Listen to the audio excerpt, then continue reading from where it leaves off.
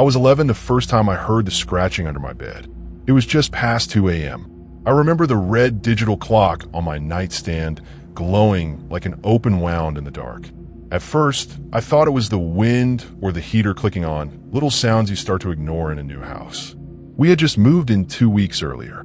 A 3-bedroom place in a quiet neighborhood outside Cincinnati. Bigger backyard, better schools. Dad was excited. Mom was trying to be. I wasn't. My old room had light blue walls and a window that faced the streetlight. This one faced a dead patch of woods. The walls were a yellowy cream color that felt like old teeth. Every creak in the night echoed like footsteps. That night, I heard again the sound.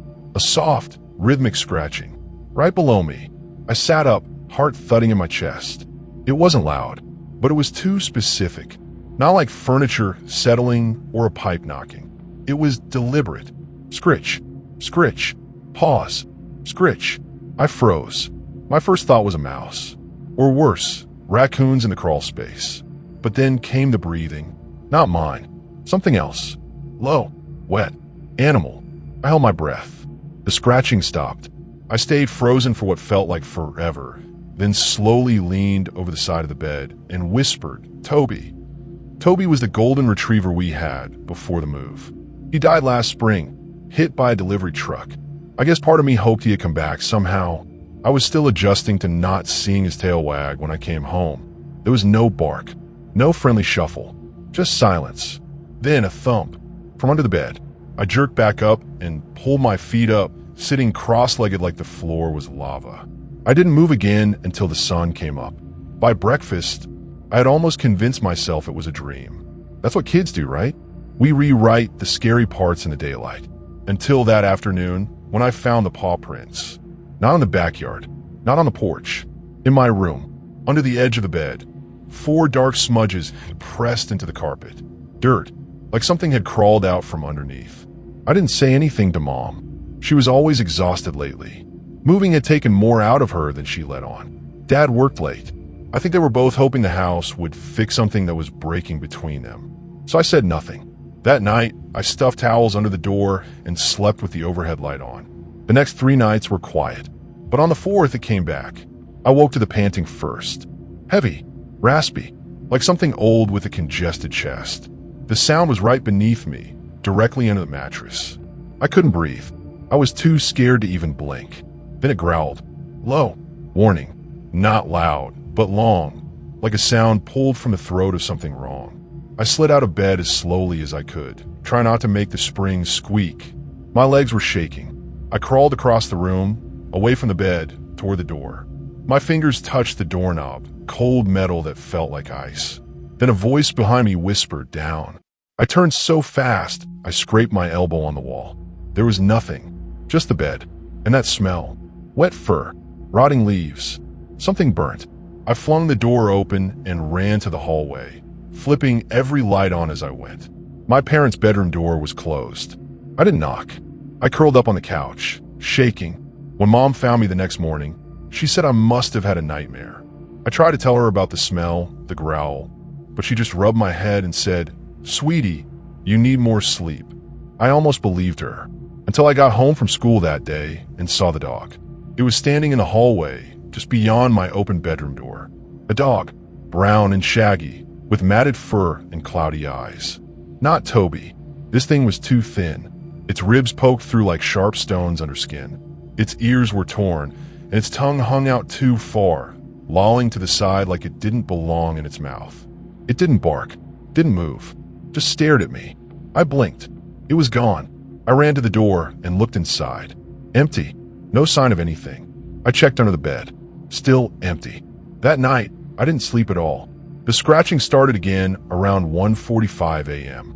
This time louder. Faster. I pressed my pillow over my head and whispered, "Please go away."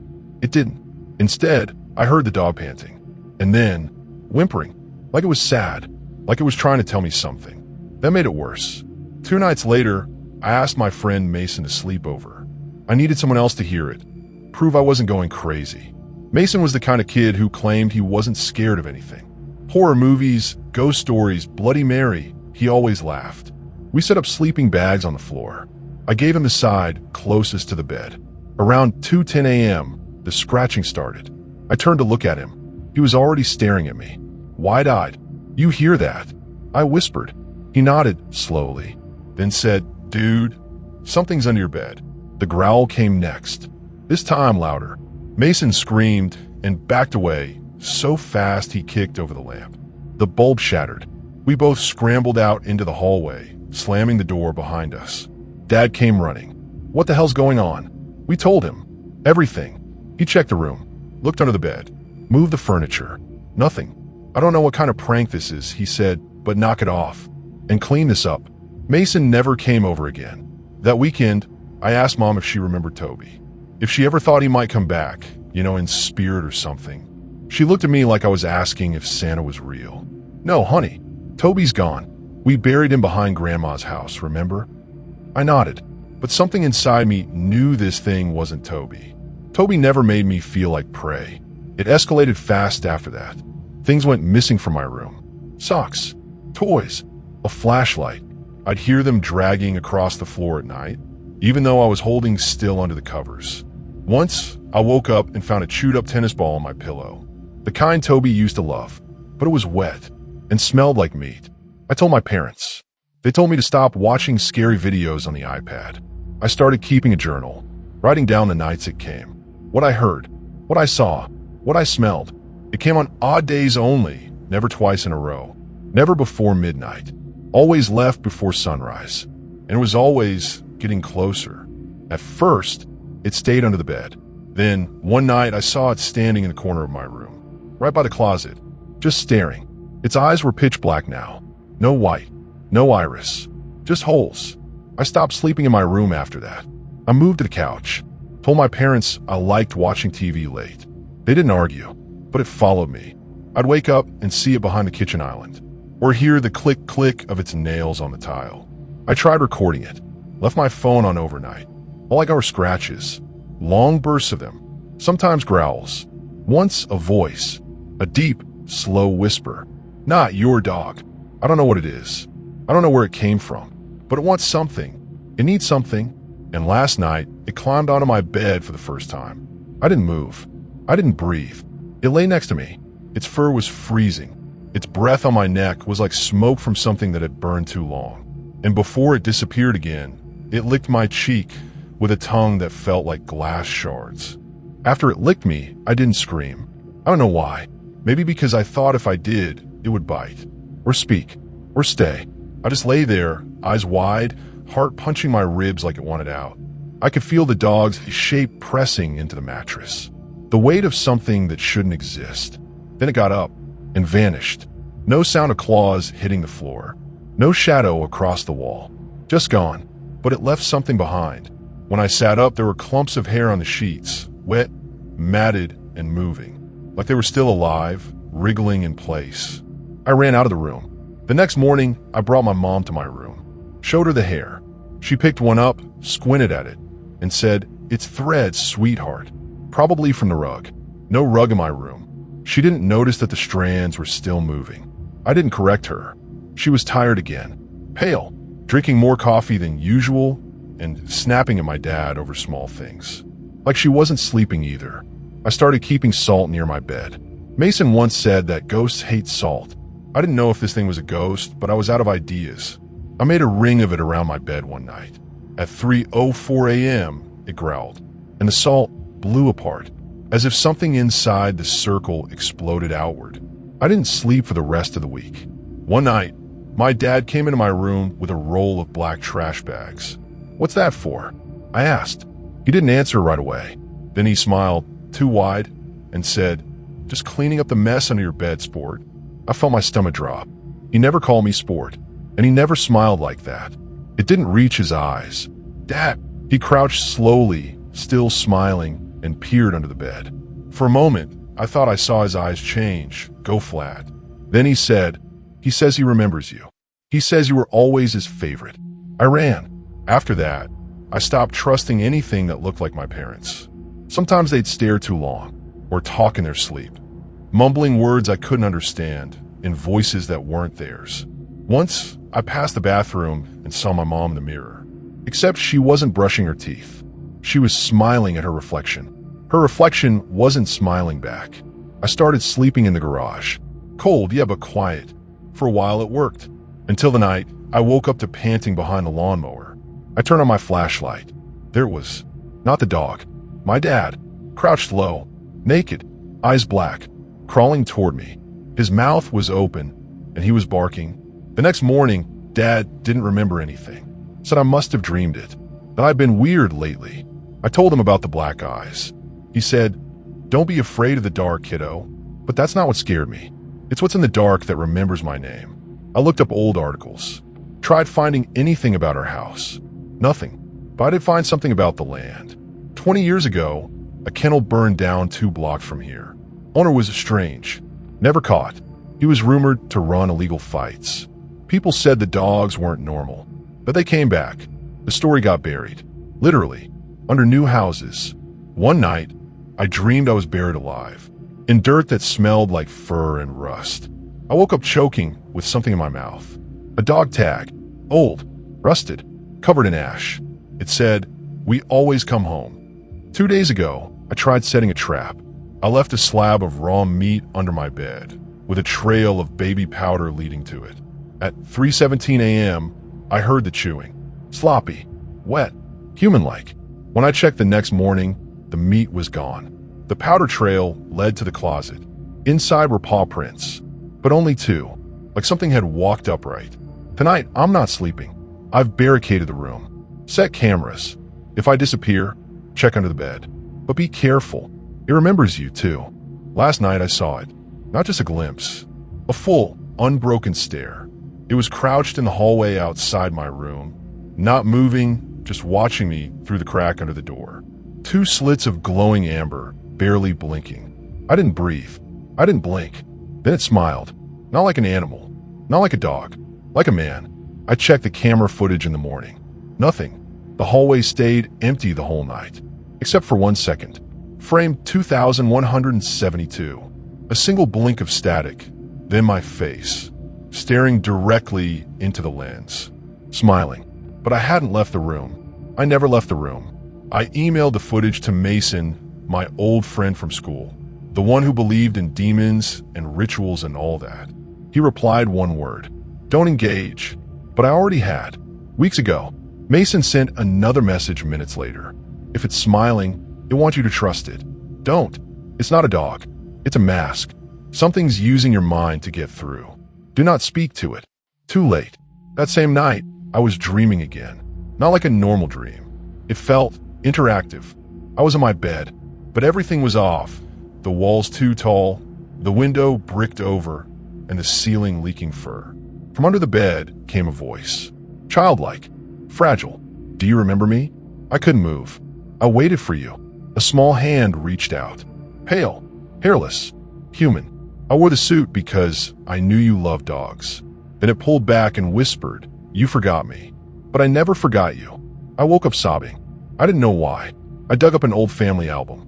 The one Mom kept locked in the attic trunk. I shouldn't have. Inside were photos I'd never seen. A birthday party with a piñata. I looked around the image. My younger self holding a cupcake. My parents smiling. Next to me was another child. He looked like me. Same haircut. Same dimples. Except his eyes were scratched out. In every photo. Even the group ones. Even at the zoo. Always beside me. Always erased. And on the last page, in smeared ink. He wasn't a phase. He was the first. I confronted my parents that night. They went quiet. Mom dropped her coffee mug. Dad sat down without blinking. Then Mom said, "We told you not to remember." I asked who the boy was.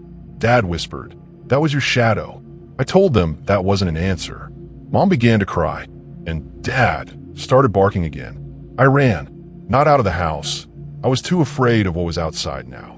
Instead, I ran back to my room, slammed the door, and shoved my dresser against it.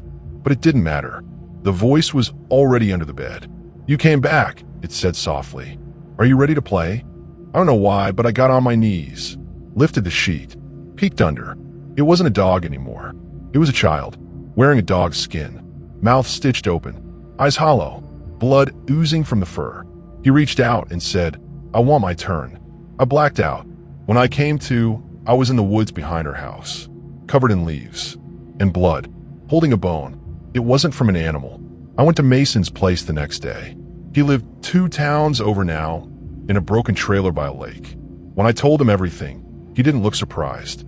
He said, "I think you were born a twin." I shook my head. "No, I'd remember." He stared at me. "Maybe he remembers for you." Then he pulled out an old book, dusty, smelled like firewood and rot. He flipped through the pages until he found something that made my skin go cold. A creature, part child, part beast, crawled on all fours, wore a dog's pelt, smiled like a human. It was labeled, "The Forgotten Brother." They said it only appears when the kept child forgets the other, Mason said. "And what does it want?" He hesitated. "To trade places." That night, I asked my mom if I had a twin.